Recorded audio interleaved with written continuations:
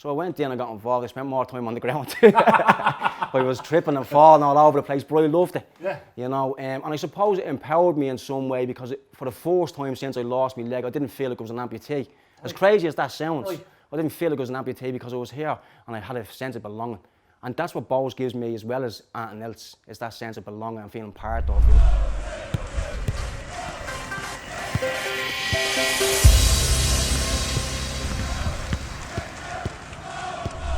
We're back. This is RTB, back again in the back page of Fisher, and I'm delighted to have on the show today Donal Bligh, a member of the Bohs amputee squad, the league champion. Yeah, that's Donal, it. You're very welcome. Thanks very much, Eric. It's great to be here. And being a league champion, how does that feel? It's been a long time in the coming, you know. Cork won the first league when we set up, and then Rovers, unfortunately, won it last year. So this year was their time. You know, we've won league cups and we've won different cups over the years, but I think the league was what we were really going for. Yeah. You know, so we're delighted to finally have it. But Donal, tell us, how did you get involved with the Bohs amputee team? Well, it all started with the international side. You know, I lost my leg in 2010, and then in amputee football in this country, we set up an international side first before we set up a league side. So we set up the internationals, and then over the course of a couple of years, we were invited over to England to compete in the English league against the likes of Arsenal, Man City. So representing Ireland? Representing University Limerick Sport we were at the time, and University Limerick Sport would have sponsored us to go over and compete in that. You know, so it was more competitive football for us, because the internationals are more spaced out. You know, so it was good for their development and for their progression. But I think a decision needed to be made in terms of, okay, we can't keep on travelling over to England, and we need to do something ourselves to sort of grow the sport in this country, you know. So the decision was made to get a couple of clubs on board. Bohs were approached, Rovers were approached, and Cork City as well, because the players are spread out all over the country, you know. So I think Christy McGilligan was a big part in how that all came about, you know. I organised a friendly for a Bohs youth player that lost his leg between the international side and Bohs, ex-Bohs players. Yeah. And I went in and I met with Ian Morris, who's now the manager of Shells. And I discussed with him then that we were thinking about setting up a national league and would Bohs be interested in it. And he went off and he brought that to the board and he discussed it. And, you know, thankfully they came on board, you know, and thankfully it's a great privilege for me to be able to play for Bohs because I support them. You're the Bohs fan? I'm a Bohs fan as well, excellent. yeah. You know, I go into Daily Mount with my friends and their kids and stuff like that, and it's a big part of who we are. And you know, so it's a great privilege and an honour to represent this club, and especially to win championships and titles with them. You know? Absolutely. But Donal, you mentioned, sorry, you lost your leg in 2010. Would you mind telling us, is the background to that? Or? Yeah, well look, I knew this question was going to come up, Eric. You were a footballer before all that, before it happened? I played football at a young age, and I played at a relatively decent level, you know, and then I got to that age where, you know, I sort of put football to one side and chased women, and I done all the usual stuff, you know. I've been there myself, so football took a back seat, and I went off living my life without football, and I lost my leg in 2010, and I was in two minds what way to answer this question, whether to give the truth, or I didn't know what the way the truth was going to be perceived, you know. But my truth is my truth, you know, and I'm a little bit different than the rest of the amputee players in the sense that I brought this on myself, right. You know. Most people have lost their legs through either accidents or illnesses, or, you know, were born that way. Whereas unfortunately, I was involved in drugs at a young age, and I battled with addiction over the years. And you know, I tried to fix that by going off and getting college courses and getting different jobs and stuff like that. And I achieved a qualification in youth and community work in 2010, and it didn't fix me. You know, right. I was still left. I suppose as the person that I was with the struggles that I had, mental health and stuff. And I relapsed, and I went out on a bad relapse, and 2 months later I was in hospital fighting for my life. Wow. My leg was after being amputated, I was in a coma, I was on life support machine, and I was on dialysis when my kidneys had failed, you know. So in and around all that time, I came out to get fitted with my first prosthetic in Kappa Hospital, and the guy that was down there said to me, "Did you ever play football?" And I said, "Yeah, I loved football as a kid." He said, "Would you be interested in playing amputee football?" And I dismissed it off the bat straight away. I said, no, I don't even want to talk about it, no. And why did you think? Because I had this preconceived idea in my head of what that would be. Right. And I thought it was going to be like standing around with your prosthetic leg on and kicking the ball backwards and forwards and getting a pat on the head. Aren't you great? Right. Aren't you brilliant? Okay. Look at these lads now. They're up and they're doing something and they're active and they're playing football. I didn't see it to be what it is. You know, I didn't. You thought it might be a bit patronising. Patronising, yeah. I didn't think it was going to be as competitive as what I knew football to be when I played. Skillful. And it's skillful, yeah. Because I was a full back, and I was a tough tackling defender, and I loved that crunch, and I loved that get the ball and the player type of thing, you know. So I wasn't willing to come along and just play a sport that wasn't going to give me that, you know. So I dismissed it off the bat. I said no interest in playing it. And I went back 2 weeks later, and he said, they train around the corner from your house. Would you not even go around and just see what it's all about? And I said, I might go around. He says, even just to meet other amputees. So I went around for that aspect rather than the football, just to see, because I thought that I was the only amputee in Ireland. You know? Right. Because I thought that amputees were only from war-torn countries. Ah, of course. You know, and that's all I could ever identify an amputee as being. You know. So that curiosity got the better. So that curiosity went around, and I seen the lads, and nobody talked about what made them an amputee or how it happened or nothing. There was no self-pity, there was no nothing. They were all there for the one common purpose, was to play football and have a bit of fun and smile. And I seen that they were happy and they were free in some way, you know. So I went in and got involved. I spent more time on the ground. I was tripping and falling all over the place, but I loved it. Yeah. You know, and I suppose it empowered me in some way, because for the first time since I lost my leg, I didn't feel like I was an amputee. As crazy as that sounds, I didn't feel like I was an amputee because I was here and I had a sense of belonging. And that's what Bohs gives me as well as anything else, is that sense of belonging and feeling part of, you know. So an identity. An identity, yeah. You know, and a sense of, this is who we are and this is what we're all about, you know. And nobody talked about anything, and, you know, we were just there to play football. And a snowball from there, we went across to play against England, and we went and played in European tournaments and stuff like that. And it was, this is great, this is something, you know. So, tell me this, right? I've heard this through someone else, that the Irish amputee team, I played the English amputee team, and is it as ferocious a battle at that level as it would be at, you know, say senior international level kind of thing? Yeah, well, look, if you look at Bohs and Rovers, it's that same level of sort of that rivalry. Yeah. That sort of, you know, we want to get one. Sorry, would you feel that the Bohs Rovers amputee matches as well? Oh, you would, yeah. Would that really? Oh, yeah. And the thing about the Bohs and Rovers is we beat them in the League Cup out in Carlisle grounds last year, the year before. And when we beat them, they were all disappointed, and we were delighted, obviously. Do you know what I mean? We beat them in 2 cups, so just throw that out there. Why not? A European Cup as well. But then we sat down after, and we had fish and chips, and we sat side by side, because most of us would play in the international side as well together. Okay. You know, so even though you have that rivalry and it's fierce. We were playing in Europe, in Munich, and we were playing in one of these pop-up pitches. And we were playing against Hoffenheim and Rovers and Newcastle. It's amazing that you're even saying that. You went to Europe Munich, to play against Hoffenheim, Newcastle and Rovers. That's amazing. But because it was a pop-up pitch, there was fellas getting knocked over the walls, Rovers and Bohs games. Oh, because they were hitting each other. And here, were you still getting your fix of hitting people? Yeah, 100%. Yeah. That's why I'm still involved. But there was a commentator over the game, and he was announcing it, and it was all you could hear is blah blah blah blah, Bohs and Rovers, Dublin derby. No way. And there was people flocking. Brilliant. It was a football for all festival, and there was people flocking down. I think there was something like 200, 300 people at the final to watch this, because it was that level of, I'm getting that ball before you do, and I'll knock you over the barrier if I have to get it. You know. You can imagine the word around here. These lads don't like each other. Get down and watch this. Yeah, and then when the full-time whistle is over, you know, you're mates with these people. You know, which is great as well. You know, but like that as well, we don't really care for them too much when we're but there's a respect there. There's a level of respect. They're the same as anybody else. They want to win the league. They want to win titles, and they won the league last year. And we had to clap them and applaud them. And they won on their home. They got the cup on their home ground. So it was disappointing. We didn't want to do it, but you have to. You know, and that's why I'm really happy that we got the league this year. You know, just to have that. You know. So next time you play them, will they have to give you a guard of honour? Yeah, well, hopefully, yeah. Fair is fair, like, you know. Yeah. So what is the plan now, Donal? What are you looking forward to? What's ahead for you? Well, I manage a Bohs. You manage a Bohs 16, don't you? Yeah, grassroots level Bohs. I stepped in to give it a fella a hand, and then he bounced. You know, other commitments and stuff like that. So I was left with 17 kids, and wow. Yeah, they were all over the place because they're chopping and changing different managers and stuff like that. And I didn't want to be the next manager to walk away from them, you know, because there was good kids there. So I brought in an assistant and I brought in a young lad then as a head coach, and he's the go-between between us and the players. So I'm planning towards that as well as going back. And I was talking to Christy McGilligan on the phone there before I came in, and he says, what's your plans in terms of coming back and playing? You know, and I've always sort of stepped away and came back in and stepped away. It's like an addiction in many ways. You know, we want to get that next title, or I want to get that next trophy or whatever.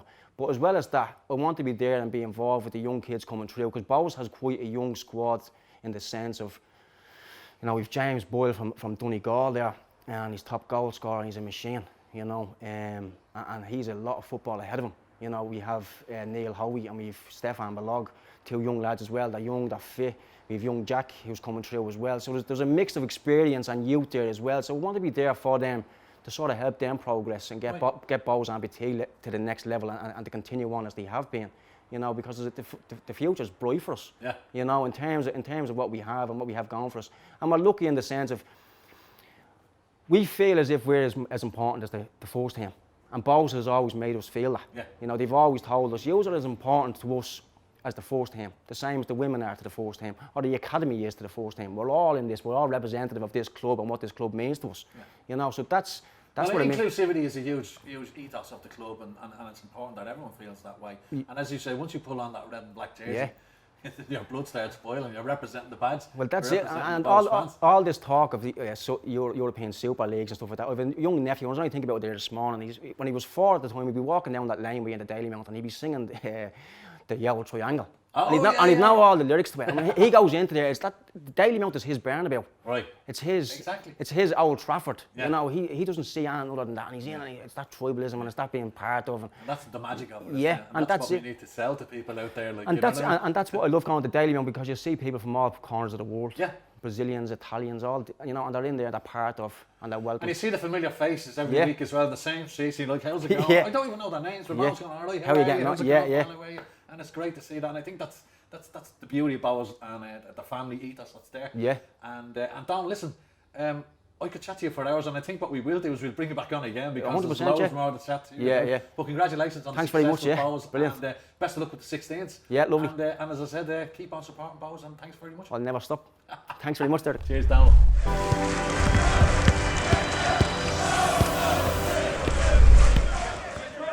There would be the option, I guess, as the game goes on.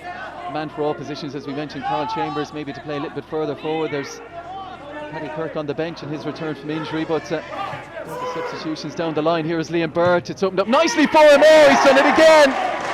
Liam Burt, 3 goals this season, all from the absolute top drawer. A superb strike that flashed beyond Mick Kelly. And Bohemians in front in Bishopsgate as we head towards the half hour. Here we go then with Coo. Georgie Kelly, oh, it's a great save. Buckley gets on it again for Bowes. Nice ball slipped forward to Andy Lyons, who skips away from a few. Tierney to get turned, squares it across. Chance might still be there, and swept in by Ali Coots. Yeah, really good to follow up with a win in Longford on Saturday. Another clean sheet, another decent team performance.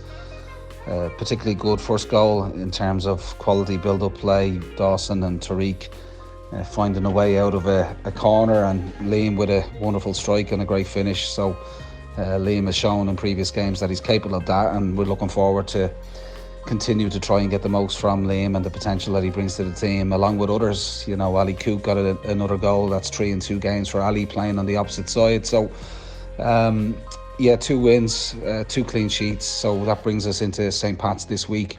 We're looking forward to the game. We go into it with a little bit of confidence. It's a Dublin derby, so form and league positions sort of go out the window in a derby. You know, Pats have had a great start to the season. They're up there at the top of the table, so it's a tough place to go always, but it's a good place to go and play football. The pitch is always good in Richmond, and we're looking forward to it, and hopefully we can give a good account of ourselves and come away with some points and get a win if we possibly can. It won't be easy. It'll be difficult. But we go there in a positive frame of mind and looking forward to the game.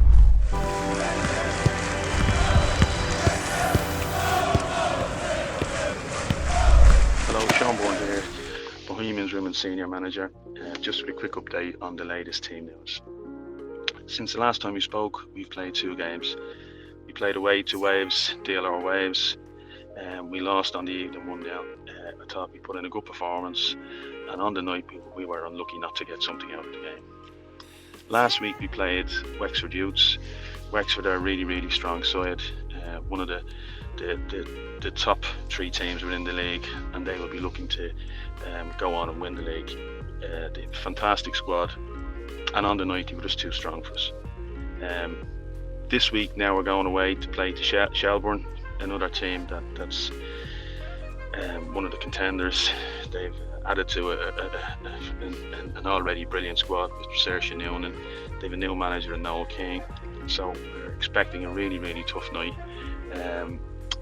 But hopefully the experience the girls will gain from playing these games will help us develop and get better for the years ahead.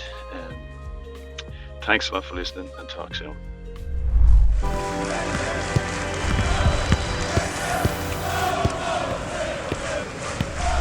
So we're back here in RTB, and our very next guest is Mark O'Meara, a Bohs fan, and our arts officer. Mark, you're very welcome to the show. Thanks very much for having me, Eric. Appreciate it. Mark, I've been told that you went to Dalymount to watch Bohs as a kid a few times, but you've gone a lot more recently. How did that come about? I suppose, I went a few times as a kid, and then I kind of got back in. I kind of lost interest in football. Everyone was watching the Premier League, and I kind of only really started getting back into football maybe in the lead up to the Euros in 2016.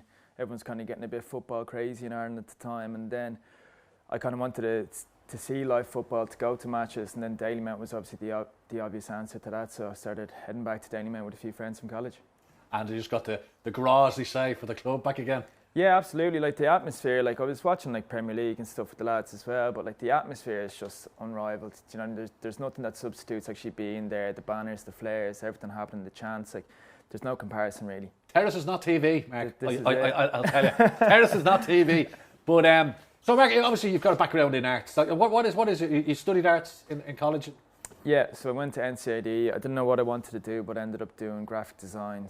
And then that kind of led me through up until my final year, and then when I started going to Dalymount again, and then I suppose like I was taking a lot of photographs rather at the... Taking a lot of footballs. There was a few footballs gone missing from Dalymount. Not too responsible. Sorry, Mark. It's all right. Taking a lot of photographs rather, and then I didn't really know what I was going to do with them. I was thinking about making a book or a zine or something with them, and then I kind of ended up making kind of mock posters for some of the games that were coming up. I think the first one I put on Instagram was just one for a cup tie. I don't know, was it the first leg or the second leg against Cork? I think it was the home. Oh, the semi-final? Yeah. Yes, where the penalty at the last couple of minutes. Yeah, denied us a famous win. And then we had the replay down in Cork. Yeah, there. So when you said you designed a mock poster, why did you just put it up on your own social media and go? Yeah, I put it up on Instagram, and then one of the lads, Gavin Fahey, saw it, and he had a working relationship with Dan and the club then. I think Dan and him had the idea of maybe making a poster series for the matches upcoming, so I suppose it kind of happened very organically that way. Like Gav does a lot of great work with 1815 FC, like he's a real good person for connecting football and the arts, so he was the person that kind of brought me into working with Bohs. Okay, so you went and had a chat down with Dan, and he explained his vision for the match day series. And was that something that excited you, or was it something that kind of daunted you? Do you think straight away, oh no, I'd be into this big time? Yeah, well obviously there was pressure there, do you know what I mean? Yeah. Like you're doing something that's going out in all the club channels and everything like that, like so there's a bit of pressure there, but obviously excited about it because I was, even in college, like I was getting really into football again, getting really into Bohs, and like I was wondering what I was going to do on a personal level, and then that kind of just happened so organically for me, and it's like a passion project for me, so like it's led me even to the job I'm doing now, so like I'm really happy about it. So yeah, you are the club's arts officer. Yeah. And like what like to the layman out there, Mark, what does that job entail? I suppose we're kind of still trying to figure that out, but it's just, for me, like I kind of feels like it's a point of contact for everyone. There's so many artists and such a big artist community around the club, and people making so much work around the club. It's just having someone there to kind of bring people together, have a point of contact where like things can be liaised through, and how we can like just someone there to coordinate how we can expand what we do in an art sense as a club. When you say there are so many artists in and around the club, can you explain, go into a little bit, what capacity kind of thing? Like people, is it the graffiti, is it the murals and all that kind of stuff? And Yeah, the poetry side and all that kind of stuff? Exactly. So I suppose we kind of like set our mark out as trying to be the creatives club as well when the Poet in Residence, that program was announced. But yeah, and like the visual culture in the club, like the murals, the graffiti, the MBB, the banners and everything like that, it really lends itself towards being like the artist club. So you have people like Niall O'Loughlin and everything who are really involved in the mural aspect of the club, and then everyone who's contributed artwork, most people are fans, or most people are just football fans who are happy to be involved in the project. So there's a lot of, like, even in music, like obviously there's the Fontaines DC partnership, there's DJs like Clue and a few of the other lads, like, so just comedians like Eric Lalor and PJ there Gallagher. is, yeah. Two wasters, but anyway. But yeah, so there's a big, like an ever-growing artistic community attached for Bows. And why do you think that's a good thing then, Mark, for Bows and football in general? Yeah, I think, like, and even this whole Super League thing, like, kind of proves that the foundation of a good football club has to be its place in the community. Do you know what I mean? Then obviously, like Dan and everyone would tell you, like more than anyone else, if you try and just rival the package that is the Premier League or the Super League or whatever it is now, like just on a footballing premise, like you're not gonna rival it. Do you know what I mean? It's a completely different thing. It's just because we're playing football, it's a completely different thing. It's the sense of community, it's being involved and everything like that. And that's why I think so many artists are willing to be involved with the club, because of the sense of community. So I think it's very relevant to build the club in a community spectrum, you know. Brilliant. And you think Bows have become really good at enveloping the art into sport?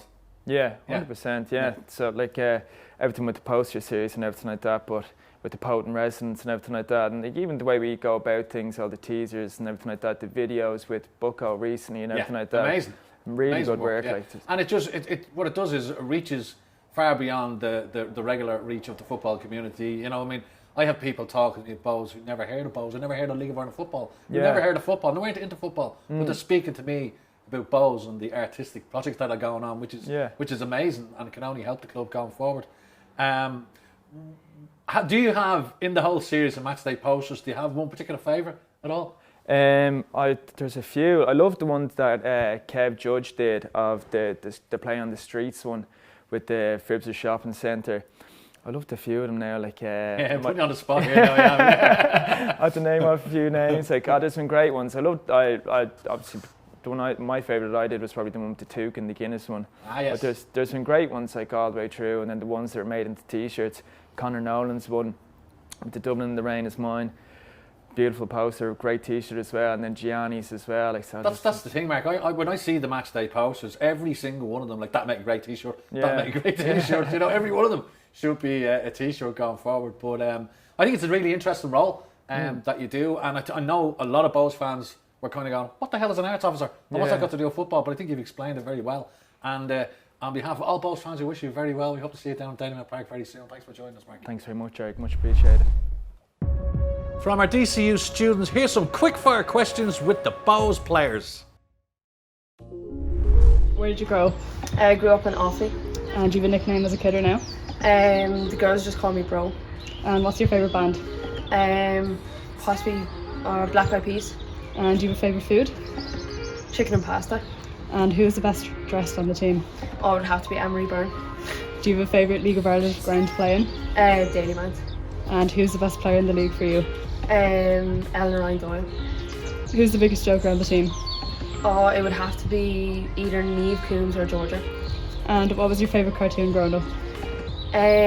Tom and Jerry. And finally, tell us something that people won't know about you. I have a twin. Yeah, that's brilliant. So where did you grow up? Lucan. And your nickname as a kid or now? Ammo.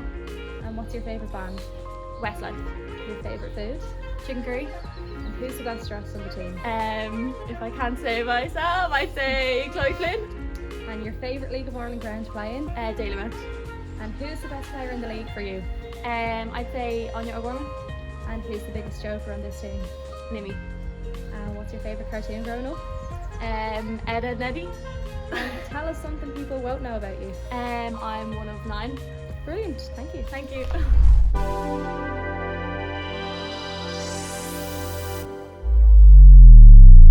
Come on, boss.